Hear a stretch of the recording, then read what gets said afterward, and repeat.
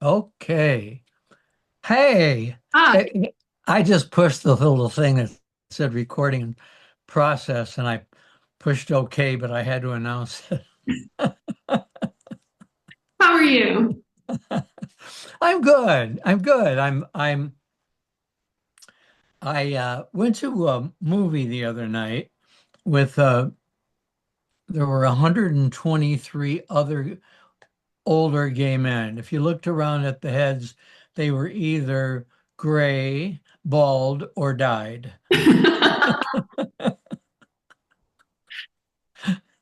And the movie was 20 minutes late in starting. And Mm. they planned this thing forever. So I didn't understand why I got a little grumpy. I was talking to Ray and I was talking to George, who actually bought our tickets that night.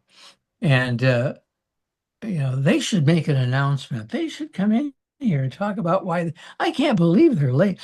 So I thought when I got home, I said to Ray, I don't like have been grumpy. He said, well, you're in pain. He's always understanding and protective.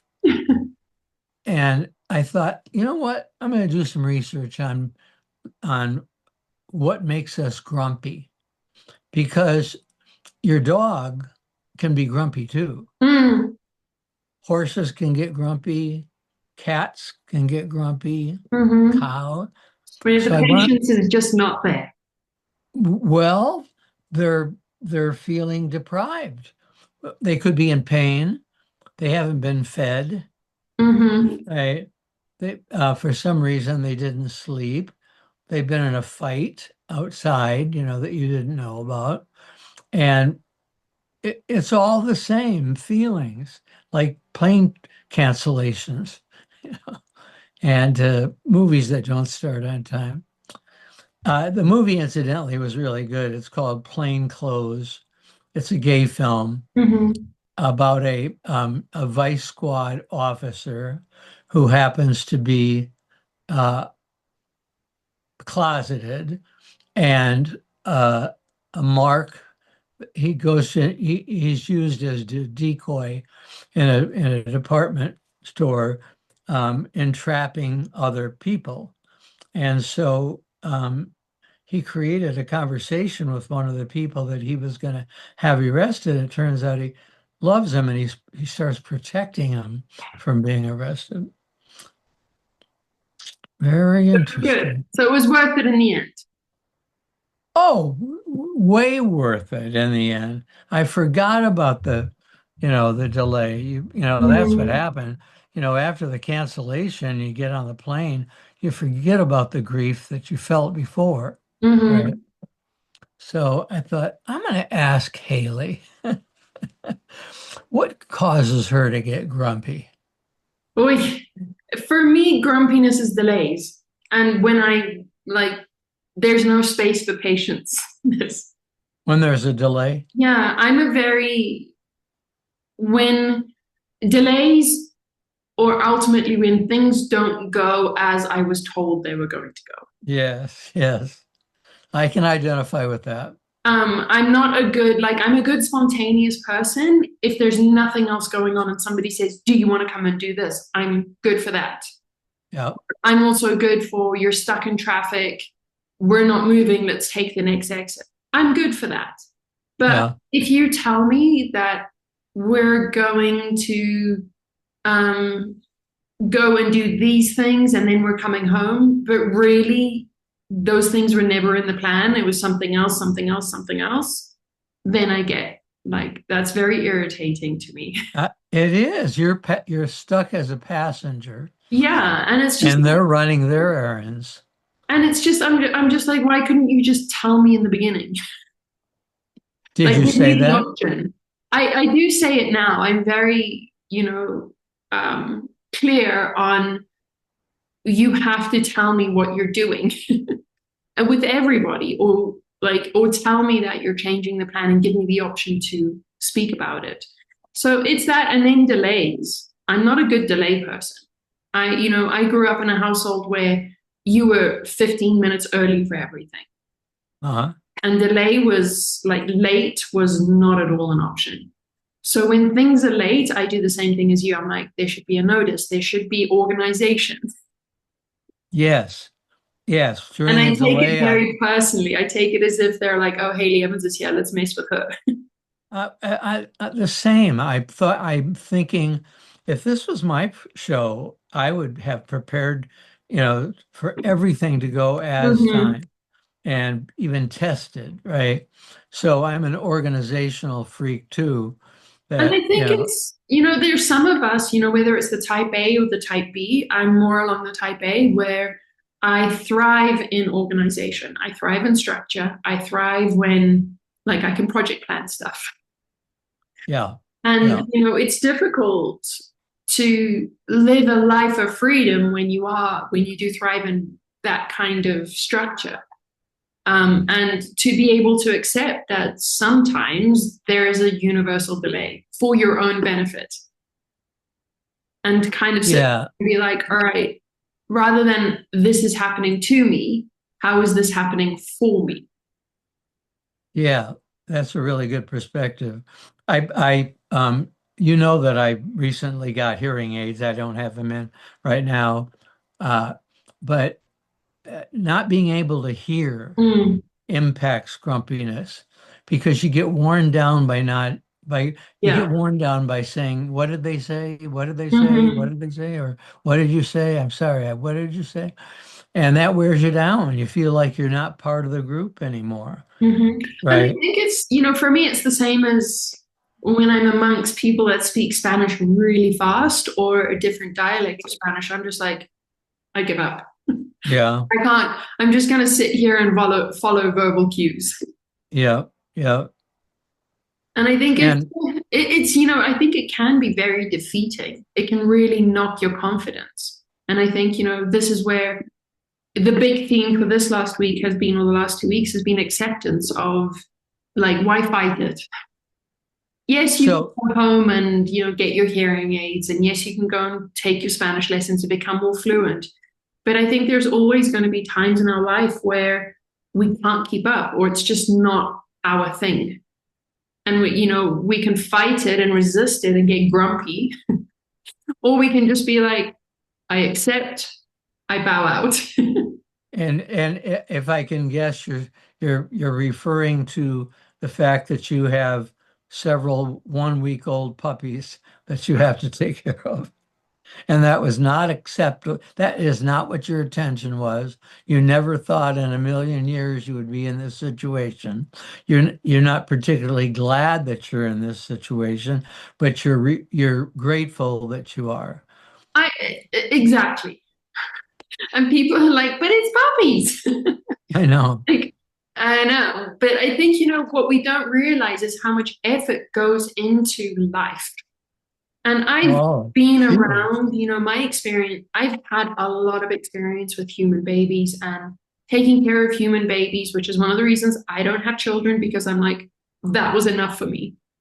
Um, and we think like when it comes to, we underestimate because I didn't have the information, how needy and how hands-on puppies were. And I mean, even though the mother, she's fantastic and she's taking care of them, when they're screaming, you can't just be like, take care of your puppy. You Does does step in. does your does the mother sleep with the puppies or is she away? No, she's awake. So she Uh, sleeps every now and then with them. And it's much better now that we're a week into it and they're much more calmer and we've got them comfortable. But when, the first week, she didn't sleep either. She was almost too exhausted to eat. so so she might have experienced grumpiness Okay. too. She did. She had no patience. And even, she was very protective of our puppies. So Uh-huh. I could go in, but I would have to pet her first and then touch the puppies. My Uh-huh. boyfriend was persona non grata. He is not was not allowed near the puppies. No kidding. Yeah. And apparently that's somewhat normal when they're little, like really normal. They don't want humans near the puppies. They're very protective. I think I was allowed in because I'm an emotional support human. But she was so exhausted that she just didn't even have the energy to protect. Like he was able to then go in and just get the screamer out.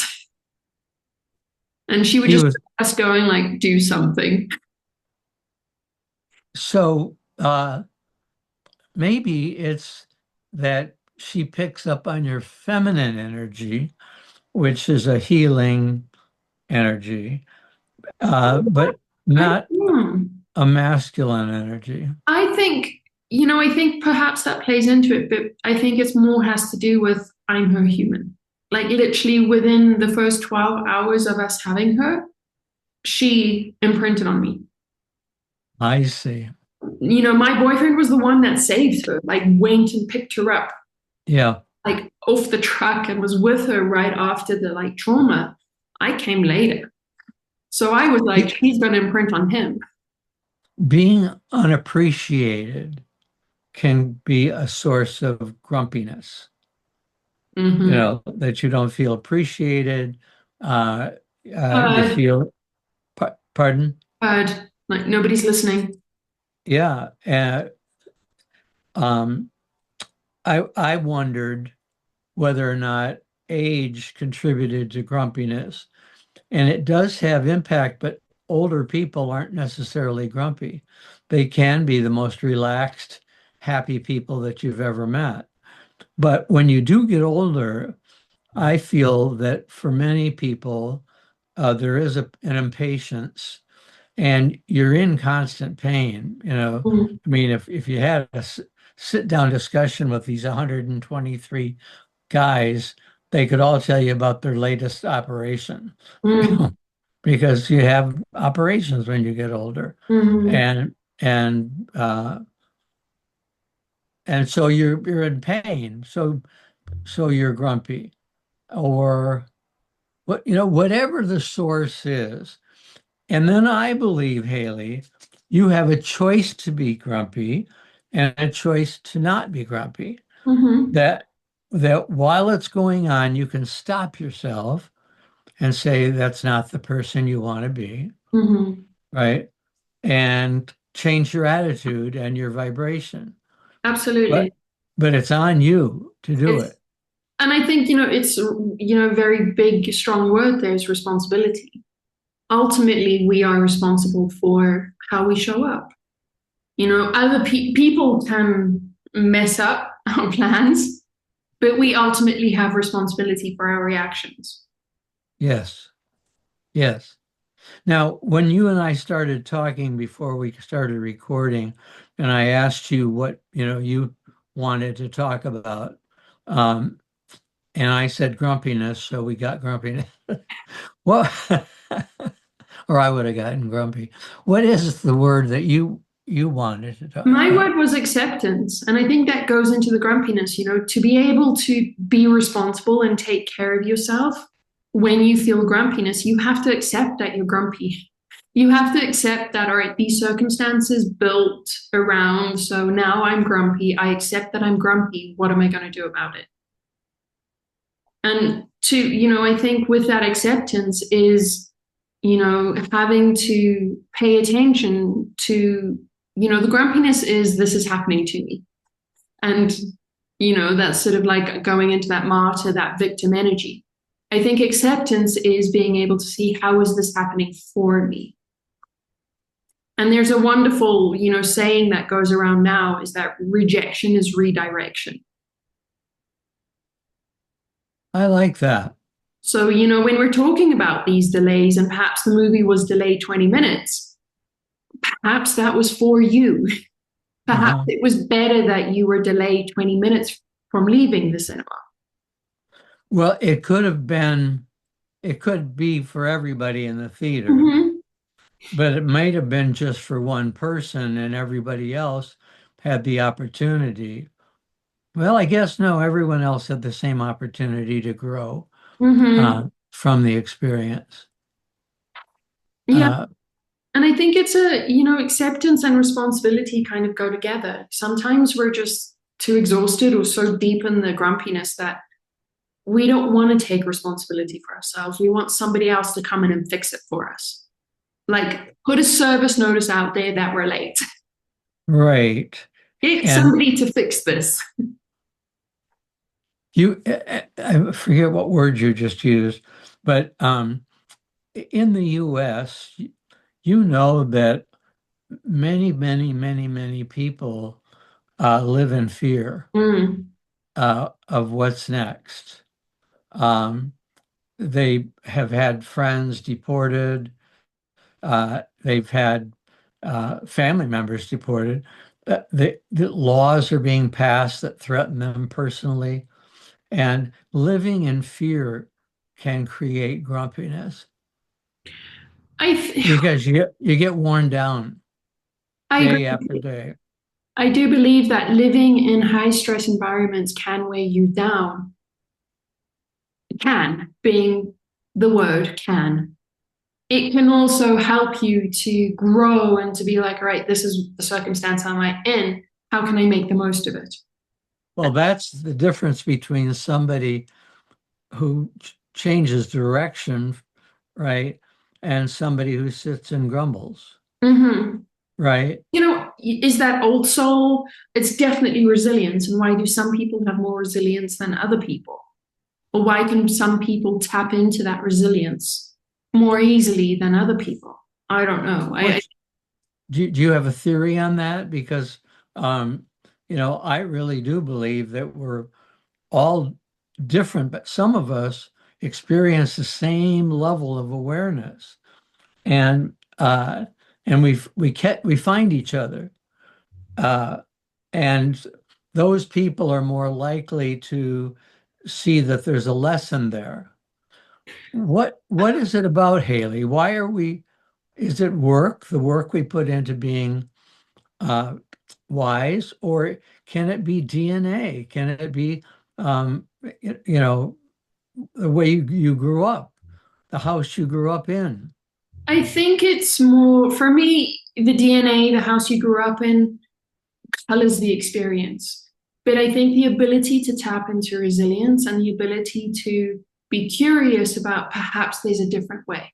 I don't just have to sit here and be fearful. I don't just have to sit here and be grumpy. I think that ability is more on the soul level and tied more to purpose and the soul's path. And I think, we use old soul. I kind of I don't know how I feel about that because sometimes I feel it creates a hierarchy that old souls are better than young souls. I feel like it's more, as I said, on the soul level, and each soul chooses its path, chooses its purpose for this lifetime. So there are souls that are like, this is what I need to learn.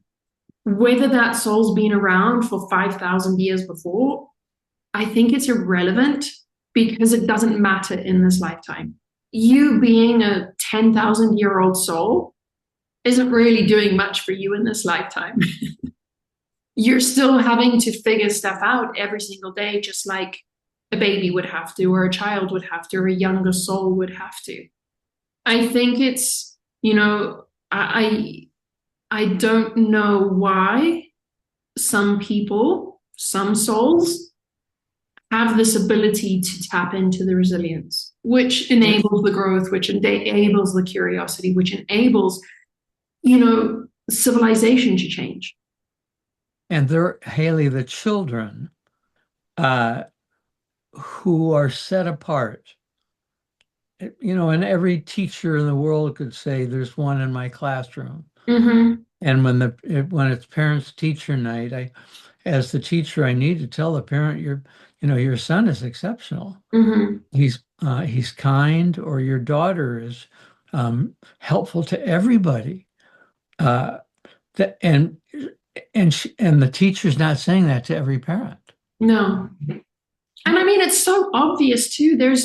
You can see people where you're just like, they're on a different path, they're on a different experience. And, me taking responsibility of acceptance is always trying to be more on the side of neutrality without bias and leading towards equality. So I'm now trying more to be in a place of that's great. That just being an acceptance of it and being like, that person is here not because they have a greater mission. That's just the way that they are experiencing life. And I think, the most recent example of this is the whole Charlie Kirk thing and how he's been sort of canonized as a evangelical saint and he was here for a great mission and he's the second coming of Christ. And then after that was this whole I've forgotten what the word is for now, but this last Tuesday, I think it was, Yeah. they were supposed to be this whole thing where the good Christians were going to heaven. I think it was this Tuesday or last Tuesday. The apocalypse. No, it was Uh, called something else, like began with oh, I R. know. Yeah, It was like last Tuesday or this last Tuesday, where all the good Christians were going to just be plucked out. and it didn't It happen. didn't happen. So I think it's really important for us to come back to ourselves, take responsibility for our experience, and to ask the question, how is this happening for me? If I'm seeing other people with these abilities to live a more successful life or have a greater following, is that for me to compare or is that for me to just say, that's great, continue, I'm on my own journey here? And I think it's a acceptance and responsibility for ourselves is a very fine line because it's so easy to jump into the ego and go into some people have more, some people have less. Some people have more opportunity, some people have less opportunity. It's a very complex thing, this old soul, young soul resilience. Well, if you don't like the term old soul, what word do you use, or I do you use not use? resilience. I just say there are some people that are able to tap into resilience sooner and sometimes easier than other people. What's the source of that resilience? I think it's love. It's love. It's the Holy Spirit. It's God. It's, unconditional love. Did they get more love than the other students? I don't think that they get more love. I think they have an ability to tap into it that's easier or quicker than other people. Why do they have that? I think it's the soul's path, the soul's purpose for this lifetime, almost destiny. Haley, I instinctively knew as a child, I instinctively knew it wasn't good for me. I'm not saying good for me, but I knew uh, that it was important to be kind Mm. and it was important to take care of others. Um, I just always knew that. So if there's a problem, I step in to see if I can help. Uh, if somebody's crying in a restaurant, can I help? Uh, I don't know where that comes from, but it's been with me my whole life. And I think sometimes, we have to have humility to recognize that we are not God. We have God within us, but we are limited by our consciousness. You know, And we're limited by how much our brains can comprehend that question of why are we here? How am I here? How is this happening to me and not to other people? I don't think we have the brain power to comprehend that. I think that that comes with evolution.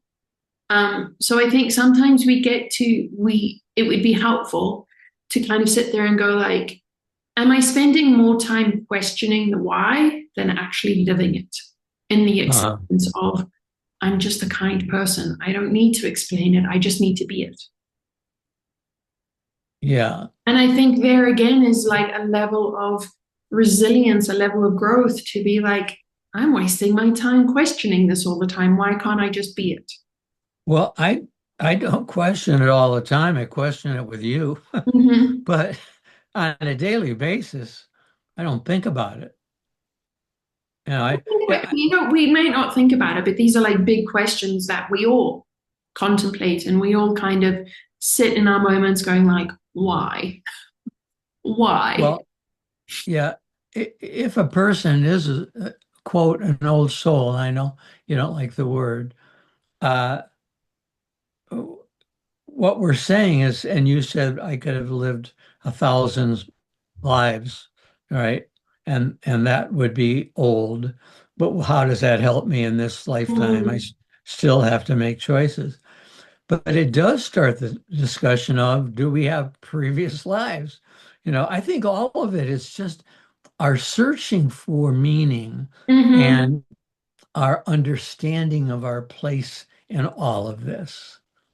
That's really, I think, what it's I think about. it's, and I think as we're expanding our consciousness and as we are asking these questions, we expand consciousness, we become open to more information. And we see that um, with how science is somewhat in limited capacity proving some of these theories that this is not a linear experience. It is very much a interrelated interdependent experience. And I think, why are we here? What are we doing? And how many lives have I had? And did I have a good life before? So this one's going to be good, or will my next life will be good? I think these are all very egoic questions that stop us from being present. And I do believe, just how you were saying, like you knew from a very young age you had to be kind. I knew that too. No, no, didn't had to be. Wanted, Needed, yeah, wanted to be, wanted to needed to be kind. be. And I think, I had that similar thing from a very young age is that I had a very clear idea of who I wanted to be and how I wanted to be on this planet.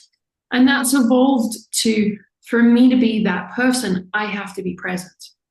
I have to be super present to be like, all right, I have these amazing questions, but when I do go into those questions, I'm not present. I'm not here. So what's That's more right. important?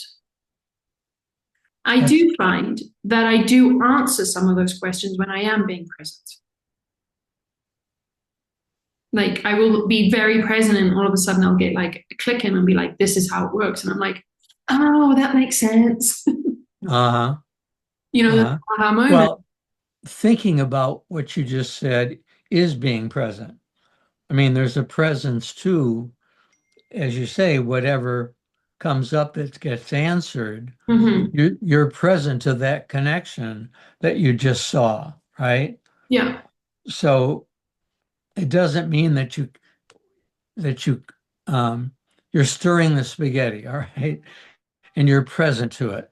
I'm watching the water boil. I'm watching, and then something comes into your mind, as often happens for me, Mm-hmm. uh, and then I'm present to that. I'm not present to the spaghetti, and that's why it often boils over. And I think,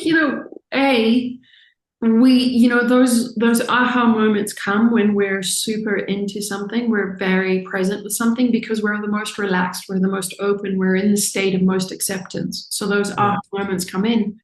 And I think it's nice and it's fun and exciting to like leap off and go in and explore that.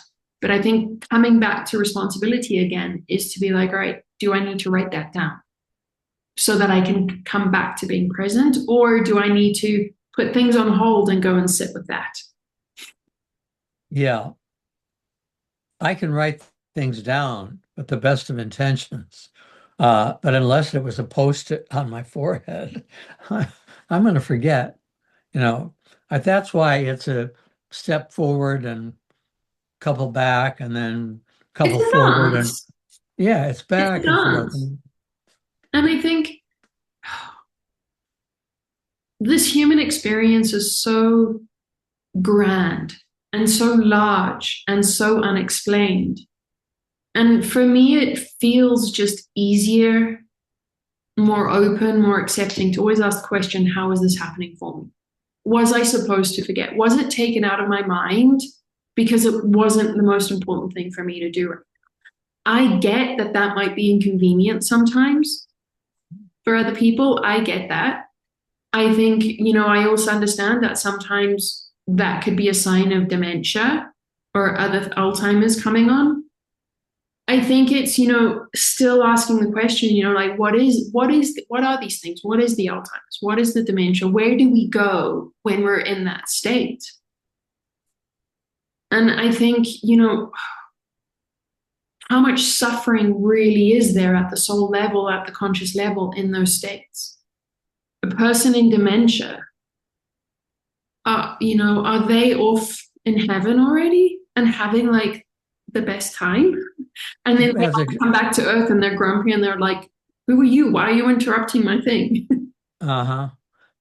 Yeah, I really like um, the approach of uh, is this intentional from the universe Mm-hmm.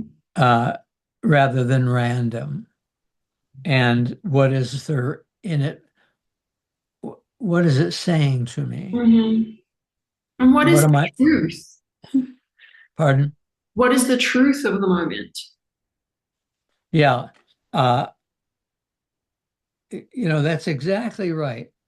Um, I told you a few minutes ago that uh, Ray and I unintentionally um, missed a dinner date with the couple guys that we really don't know very well. I only one of them I know. Ray doesn't even know him or his partner, but we agreed to have dinner together because I liked the guy when I met him for coffee, and we forgot, and they texted from the restaurant, "Are you coming?" Right? I was mortified, but and apologized obviously.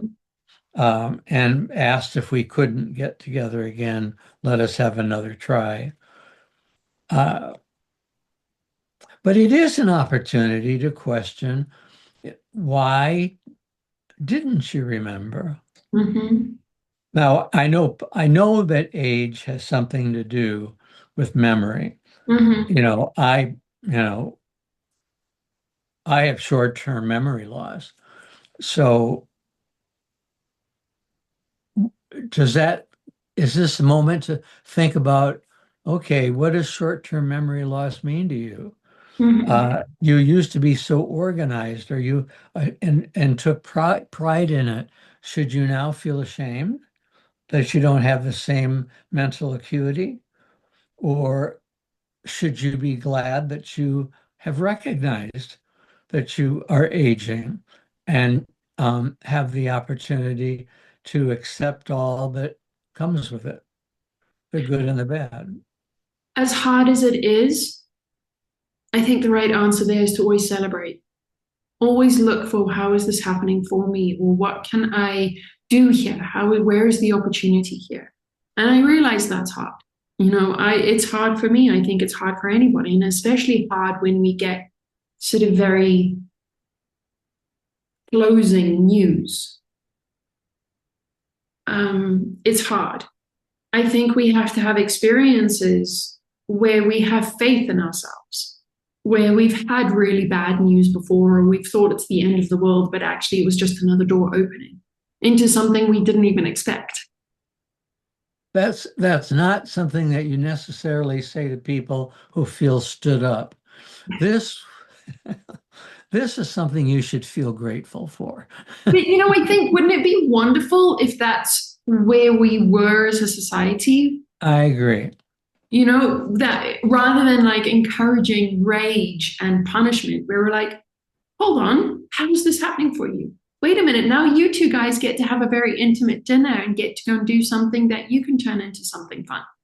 Perhaps Unless you you needed it. unless you were grumpy during the dinner because somebody had stood you up. And that's a choice. That's a choice. It's a You choice know, just as much as a choice to say, how can I make the most of this?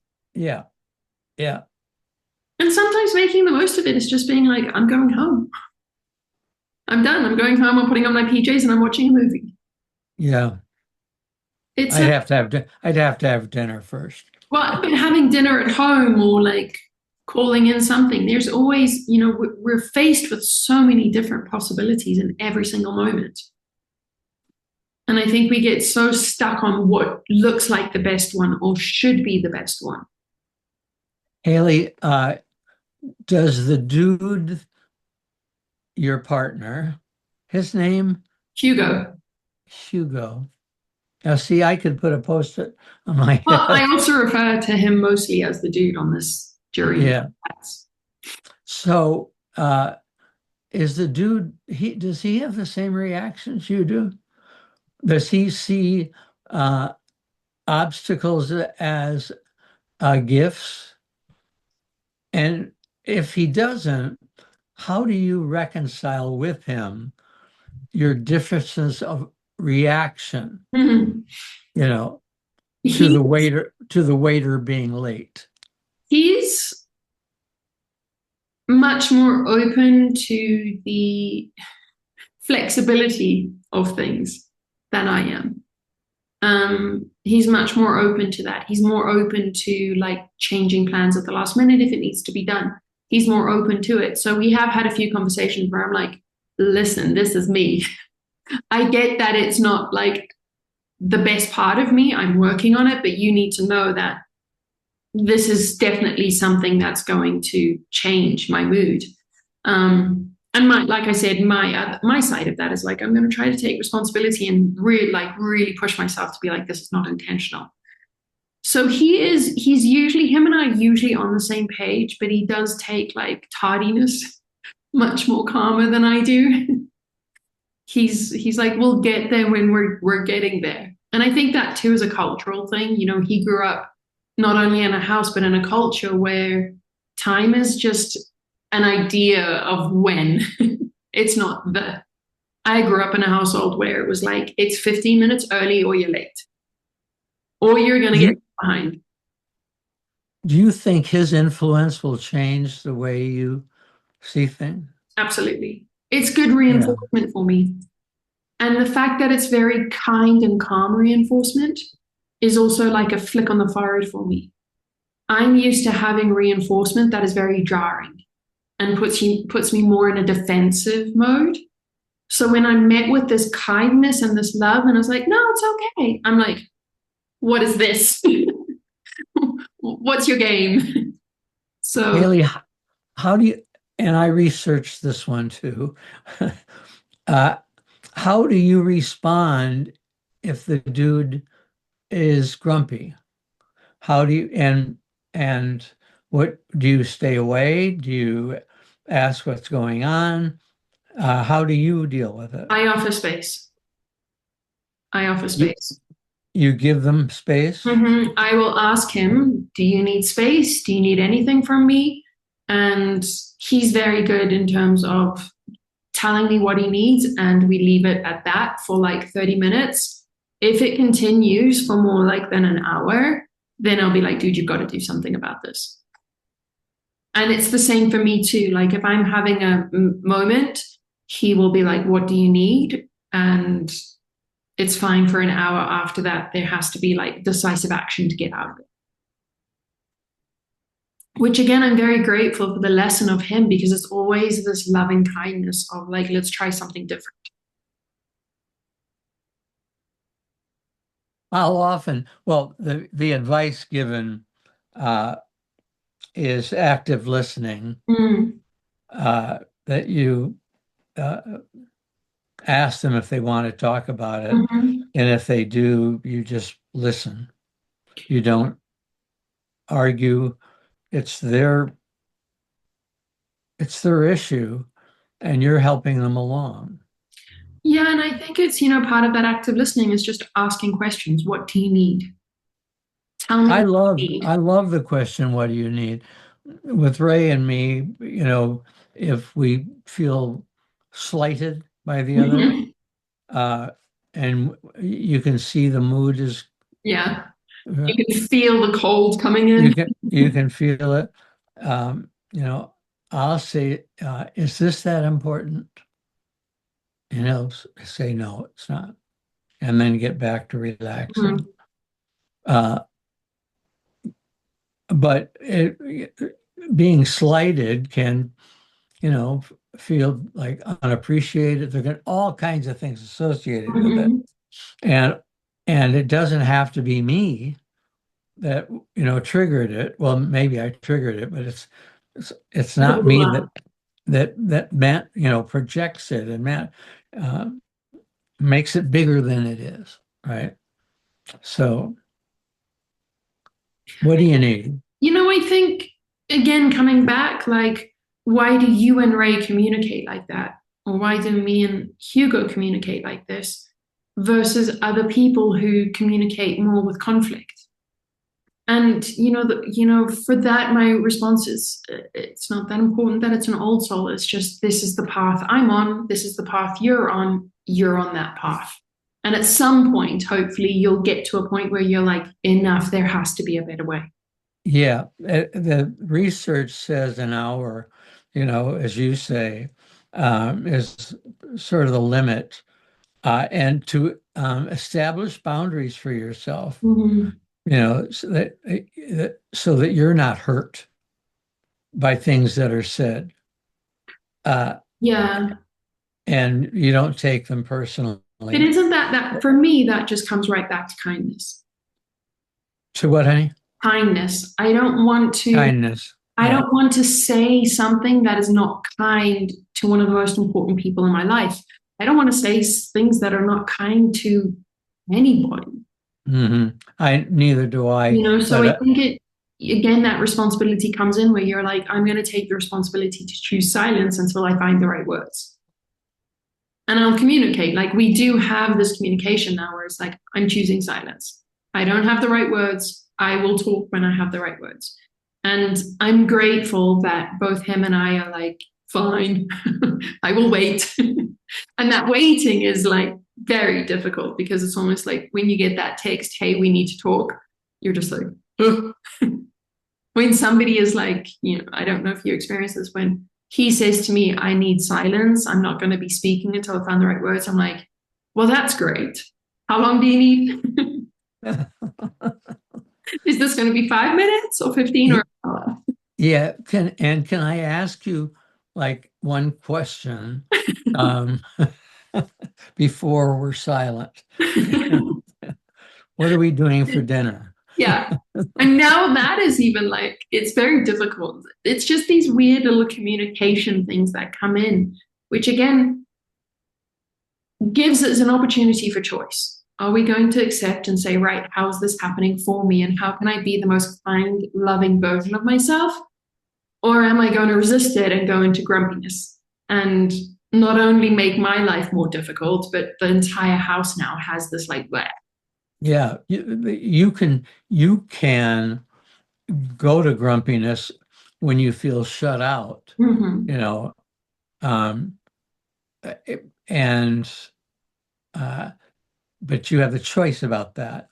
You Yeah. can say, no to the talking voices in your head, but because they're there, as you know, uh, and say, I'm going to go outside and I'm going to garden.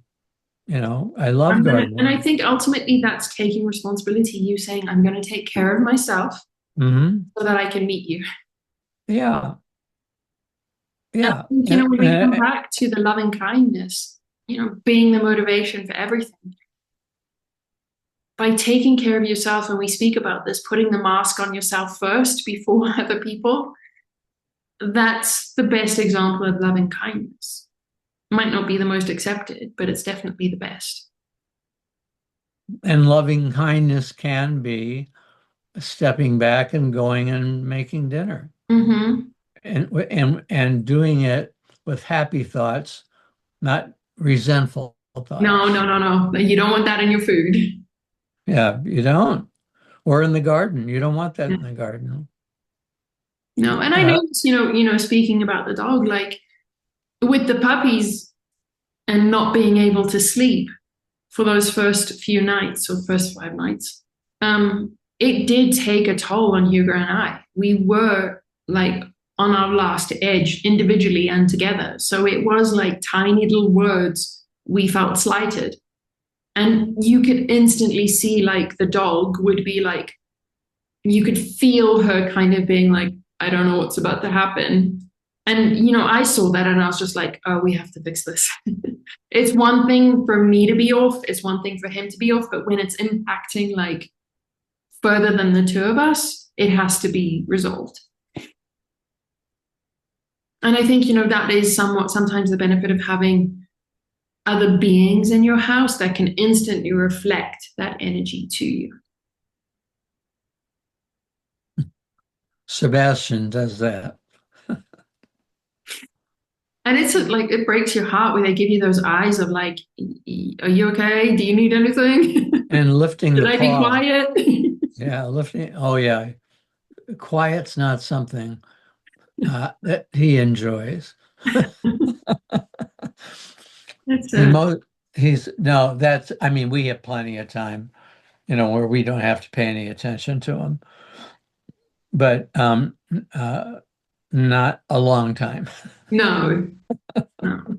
And it has to be, it has to be good attention. It has to be present, intentful attention because otherwise they're gonna A, come back for more or misbehave.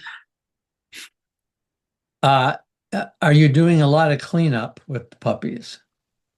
She cleans everything. They're very, very clean. So we basically they haven't really left their box, but I change their blankets every other day. But she cleans everything. They peep, they poop, she cleans it. They're spotless.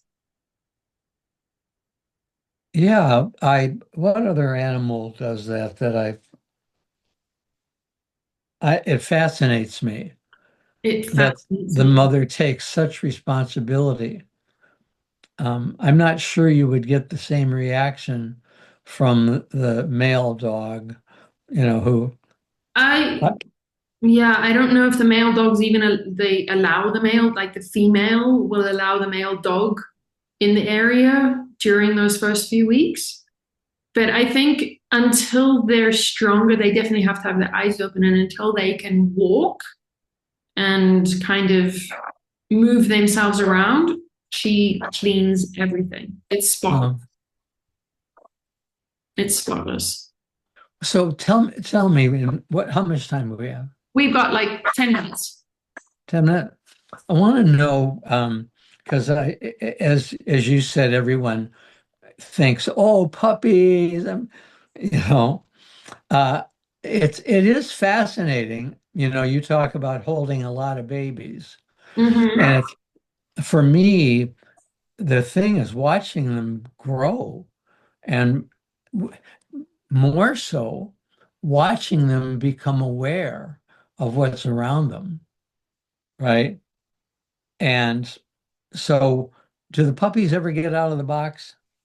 They only get out of the box if we have to give them medicine. So we did have a colic episode and we're having to give medicine. Sorry, she's woken up and is now barking. But the only time they left her or the box was when we had to pick them up and give them medicine, and then immediately pick the box. They haven't been taken outside.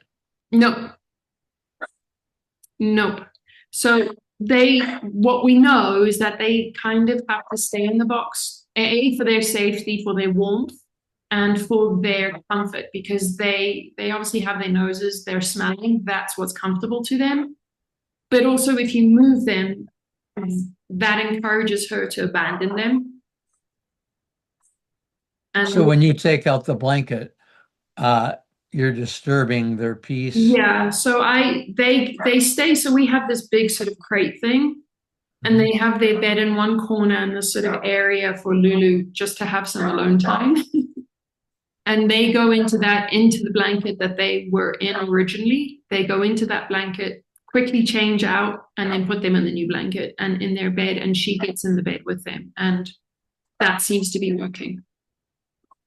Sebastian was delivered with a blanket, a dog blanket. It's not very big, but we make sure he has it, especially when he went into training for a month. We brought the blanket, so he felt safe.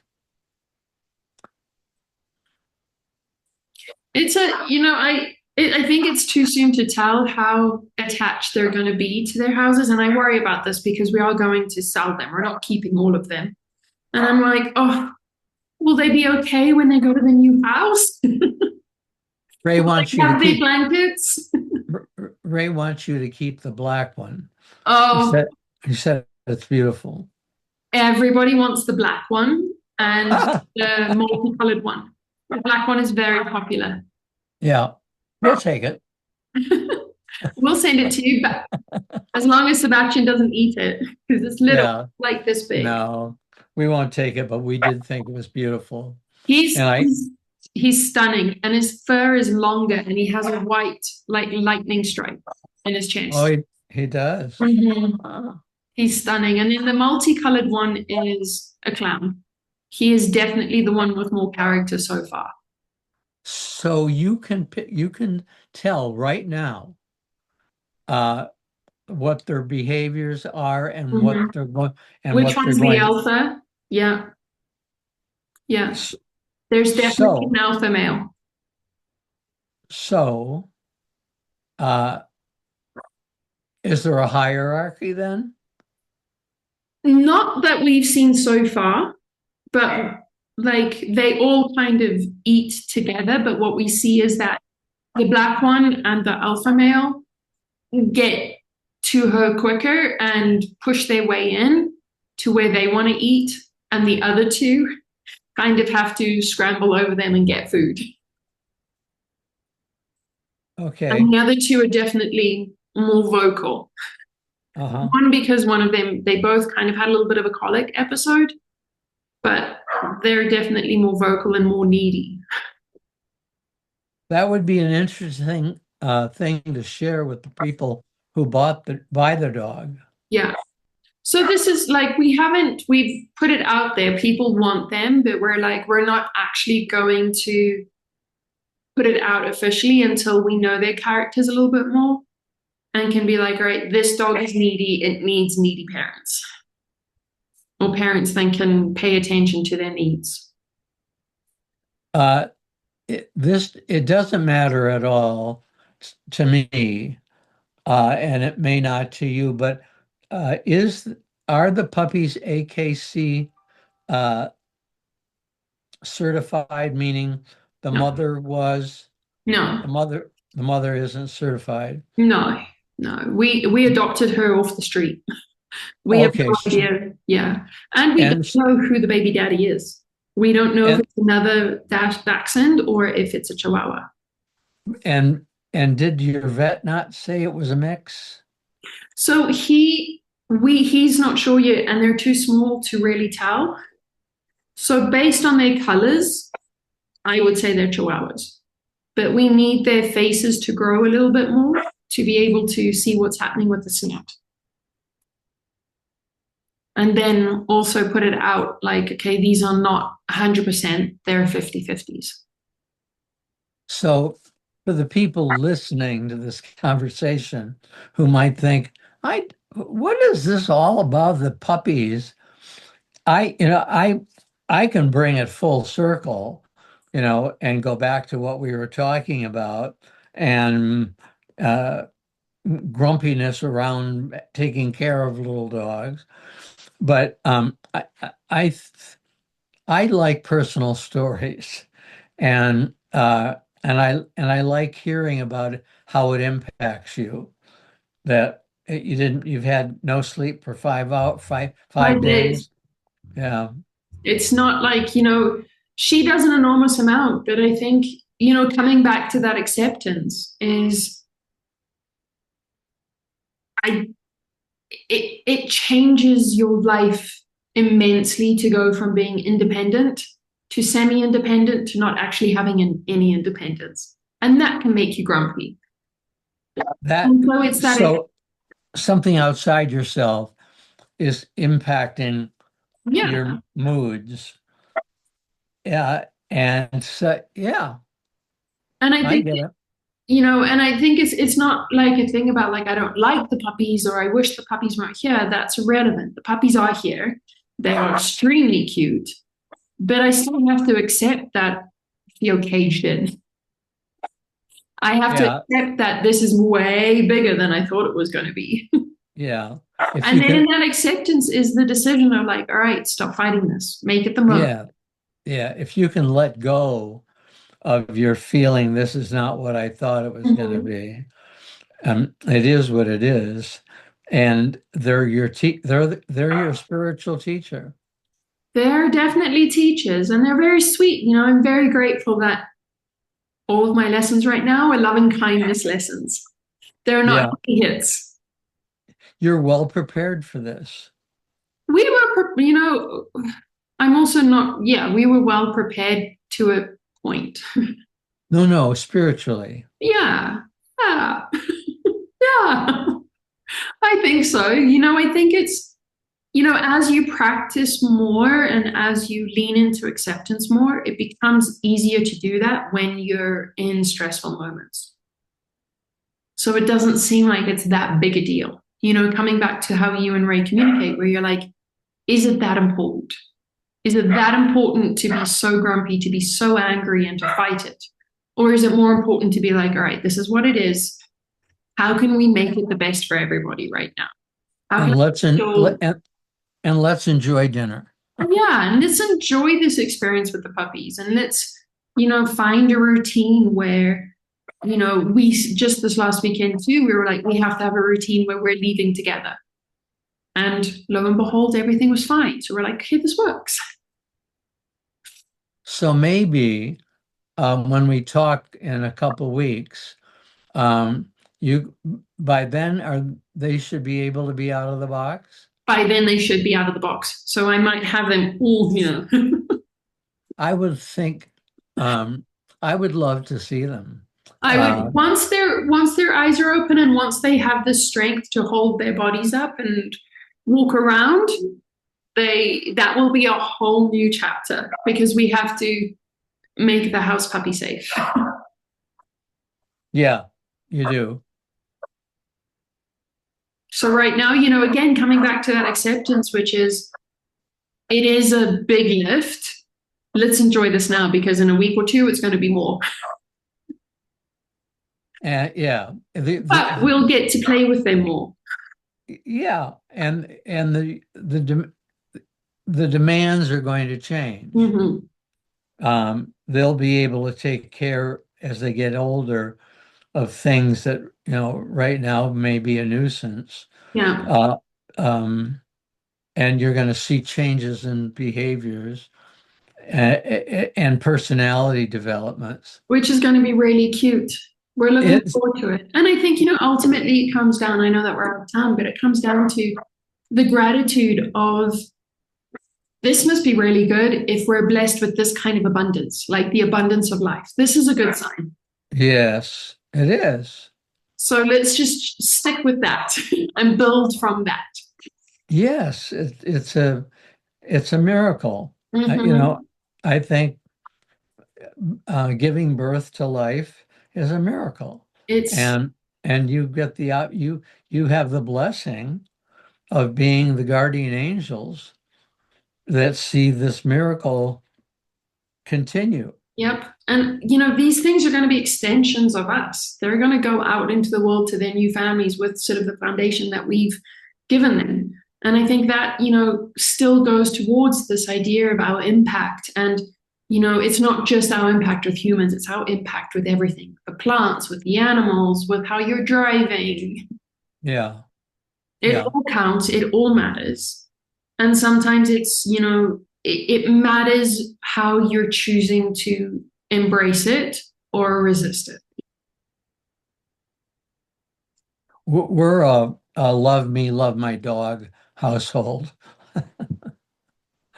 We're getting there. Yeah. We're getting there. My dog doesn't love other people. She's had bad experiences with people, so she is not a loving dog to other people. Oh, that's too bad. Yeah, she But, but is. the pu- but the puppies, if you can The puppies prevent will be them, different. good. The puppies will be very different. And we're hoping too that, the more she sees us interacting and the puppies and the energy of the puppies, she'll calm down a little bit. But I also recognize that she's had her trauma, so I do not force other people on her. Yeah. So, anyway, That's love, we are out of time. I have thoroughly enjoyed our conversation today. Thank you for I, your time. I Thank you for sharing with me and more loving kindness. I love it. I'm ending this with a glow. Wonderful. Let's go forward and glow. Yeah. I love you, Haley. Lots of love to you and Ray. We'll speak soon. Thank you. Bye.